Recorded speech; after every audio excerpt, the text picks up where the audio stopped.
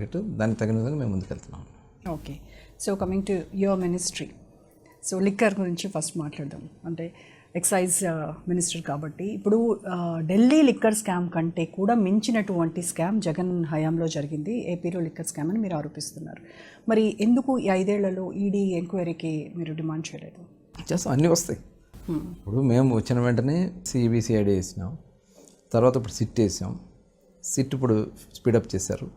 మేము ఆ రోజు నుంచి కూడా చెప్పాం, ఏంటంటే వాళ్ళు తీసుకున్నటువంటి విధానమే తప్పు. దోపిడీ కోసమే ఆ రోజు ఆ పాలసీ తీసుకున్నారు. వాళ్ళు గవర్నమెంట్ షాప్స్ పెట్టడం, వాళ్ళకి కావాల్సిన బ్రాండ్స్ని అక్కడ అవైలబుల్ చేయడం, ఆ బ్రాండ్స్ అన్నీ కూడా వాళ్ళ హస్తగతం చేసుకోవడం, వాళ్ళ సొంత బ్రాండ్స్ క్రియేట్ చేసి పంపించడం, వీటన్నిటికి కూడా మళ్ళీ కిక్ బ్యాక్స్.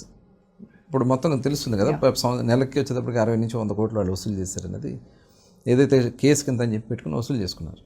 పనికిరాని చెత్త బ్రాండ్స్ ఇచ్చారు. దానివల్ల ప్రజలు ఆరోగ్యం కోల్పోయారు, రాష్ట్రం ఆదాయం కోల్పోయింది. ఎప్పుడైతే రేట్లు కూడా పెంచేశారు, ఇవన్నీ చేయటం వల్ల వీళ్ళందరూ కూడా ఆల్టర్నేట్ దానికి ఇల్సిట్ లిక్కర్కి, లేకపోతే ఎన్డీపీ నాన్ డ్యూటీ పెయిడ్ లిక్కర్కో, లేకపోతే పక్క రాష్ట్రాలు బోర్డర్ డిస్ట్రిక్ట్స్ నుంచి వచ్చేసినటువంటి ఆ స్టేట్స్కి ఆదాయాలు వచ్చినాయి తప్ప మన రాష్ట్రం కోల్పోయింది. ఇప్పుడు మీ బడ్డీ కోర్టుకి వెళ్ళినా, లేకపోతే చిన్న రోడ్ సైడ్ వర్క్ చేసుకునే దగ్గరికి వెళ్ళినా డిజిటల్ పేమెంట్స్. ఇక్కడ నో డిజిటల్ పేమెంట్స్, అంతా క్యాష్ పేమెంట్స్. దాదాపు 1,00,000 కోట్లు ఓన్లీ క్యాషే. ఓకే, అంటే ఏమైంది ఈ డబ్బు అంతా?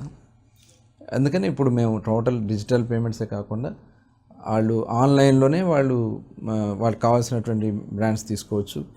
అలాగే మేము ఆక్షన్స్ మన షాప్స్ అన్నీ కూడా పిలిచినప్పుడు దాంట్లో మేము డ్రా సిస్టమ్ పెట్టాము. అప్లికేషన్ ఫీజుకి నిమిత్తమే 1,800 కోట్ల దగ్గర మనకు వచ్చినాయి.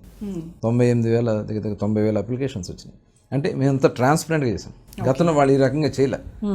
చివరికి షాప్స్ రెంటల్ దగ్గర నుంచి కూడా వాళ్ళు దోపిడీ చేశారు. ఇవాళ మేము అన్నీ కూడా కరెక్ట్ చేసుకుంటూ ప్రజల ఆదాయానికి, ప్రజలకి చెందాల్సినటువంటి డబ్బులు ప్రజలకు చెందేలాగా, వాళ్ళ హెల్త్ కూడా చూసుకునే విధంగా, అలాగే రేట్లు కూడా పక్క రాష్ట్రాలతో ఈక్వల్గా తీసుకురాగలిగాం.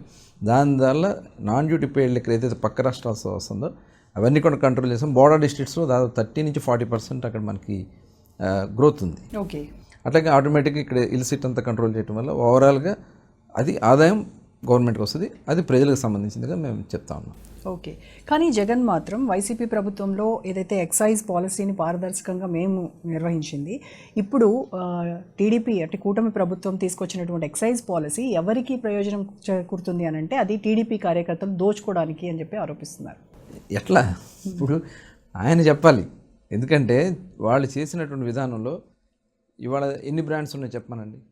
మేము ఇవాళ దాదాపు 300 నుంచి 400 బ్రాండ్స్ వాళ్ళు అవైలబిలిటీలో తీసుకురాగలం. అప్పుడు కేవలం 5-6 బ్రాండ్సే సేల్స్ ఉన్నాయి.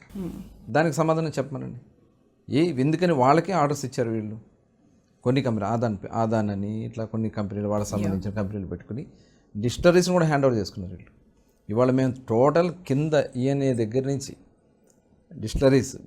డిస్టరీస్ నుంచి డిపోస్ నుంచి షాప్ దగ్గర నుంచి ఏదన్నా ఇల్సిట్గా బయటకు వెళ్ళినా, బెల్ట్ షాప్కి వెళ్ళినా ఇమీడియట్ కేసు బుక్ చేస్తున్నాం, షాపు రద్దు చేస్తున్నాం. ముందు కాంపౌండ్ వేస్తాం 5 lakhs, తర్వాత షాప్ రద్దు చేస్తాం. ఇందులో ఎక్కడ మేము చేయడానికి అవకాశం ఉంటుంది? ఇది కేవలం ఆయన ఏంటంటే తట్టుకోలేకపోతున్నాడు. ఇప్పుడు అన్నీ కూడా బయటకు వచ్చినాయి కదా, వీళ్ళందరూ కూడా వచ్చారు కదా. ఈయన పేరు ఎక్కడ వస్తుందో, మరి బిగ్ బాస్ ఎవరో అని చెప్పి వాళ్ళే చెప్తాను, మేము చెప్పడం కాదు. దీని వెనక బిగ్ బాస్ ఉన్నారని వస్తాయి, అన్నీ వస్తాయి. అవన్నీ తప్పించడానికి వాళ్ళ కేడర్లో ఒక ఇది రకమైనటువంటి ఏదో దీనికోసం ఆయన చెప్తున్నారు తప్ప మొత్తం బయటకు వస్తాయి. సో లిక్కర్ స్కామ్లో కసిరెడ్డిని అరెస్ట్ చేసి విచారణ చేస్తున్నారు. సో విజయసాయి రెడ్డి చెబితే జగన్ జైలుకు వెళ్తారు ఇంకా ఖచ్చితంగానే, మరి టీడీపీ వాళ్ళు అంటున్నారు. ఆ అవకాశం ఉందంటారా నిజంగా? అన్నీ వస్తాయి బయటికి. ఇప్పుడు ఎవరు అక్కడ నడిపారు, అక్కడ కొంతమంది అధికారులకి మీకు ప్రమోషన్స్ ఇస్తామనో లేకపోతే కన్ఫర్ట్ ఇస్తామనో ఇట్లా ఆశ పెట్టి వాళ్ళతో మొత్తం కూడా ఈ స్కామ్ చేయించారు. అవన్నీ కూడా బయటకు వస్తాయి. ఎవరు చెప్పారో వాళ్ళు చెప్తారు కదా, ఆటోమేటిక్గా ఇవన్నీ కూడా. ఇప్పుడు కసిరెడ్డి అతను ఏంటి అసలు, ప్రభుత్వంతో అతనికి ఏం సంబంధం? జగన్మోహన్ రెడ్డి గారు సొంత మనిషిని పెట్టుకుని వాళ్ళు డిక్టేట్ చేసినట్టుగా ఆ వ్యవస్థను నడిపారు. కాబట్టి అవన్నీ కూడా వాళ్ళు ఎక్కడెక్కడ ఈ డబ్బులు పెట్టారు, ఏ బ్యాంకులో పెట్టారు, ఎక్కడ బంగారం కొన్నారు, ఇవన్నీ కూడా బయటకు వస్తాయి. ఆటోమేటిక్గా ఎవరు అనుకున్నారో బయటకు వస్తుంది. మేము ప్రత్యేకంగా చెప్పక్కర్లా. అసలు కసిరెడ్డి పాత్ర ఏంటి దీంట్లో అనుకుంటున్నారు? అసలు ఆయనకి దీనికి ఏంటి సంబంధం? ఎలాగా? అదే జగన్మోహన్ రెడ్డి గారి తరఫున ఆయన వర్క్ చేశారు. అక్కడ తేడాలు వచ్చినాయి ఒకరికొకరికి. ఈ కసిరెడ్డి అన్న ఆయన అంటే విచారణలో ఉంది కాబట్టి ఇంకా పూర్తిగా మనం దానికి చెప్పలేం. కానీ ఇతను ఒక ఐటీ వింగ్ కింద వెళ్ళారనేది మనకు తెలిసినటువంటి ప్రాథమికంగా మనకు తెలిసినటువంటిది. అక్కడి నుంచి జగన్మోహన్ రెడ్డి గారి దగ్గర ఆయన ఎంటర్ అయ్యి మొత్తం ఈ వ్యవహారం అంతా, ఈ బ్యాగ్స్ ఇవంతా కూడా అతనే నడిపించారనేది చెప్తాం.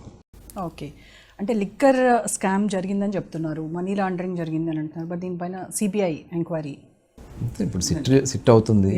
సిట్ రిపోర్ట్ వచ్చిన తర్వాత ఆటోమేటిక్గా ఇంత క్యాష్ ఇదైనప్పుడు ఈడీ కంపల్సరీ వస్తారు, ఆటోమేటిక్గా వస్తుంది, అందరూ వస్తారు. ఓకే,